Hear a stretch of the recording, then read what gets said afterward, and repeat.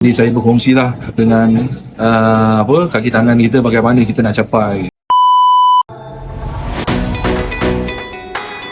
Hari ini tanggal 13 Mac, Orang Sungai dan Pantai telah buat perhimpunan bulanan di mana first quarter punya bulanan, bulan Januari, Februari, Mac, di mana kita himpunkan dan kita berkongsi data pencapaian Orang Sungai dan Pantai, di mana untuk dari Januari hingga Februari dan Mac, peratus dari sasaran yang kita telah target sebanyak 89%. Jadi kita ada tinggal dalam 11% yang kita tak capai. Jadi saya berkongsilah dengan kaki tangan kita bagaimana kita nak capai strategi planning supaya sasaran kita 1 juta pelancong di menaiki Melaka River Cruise tercapai lah.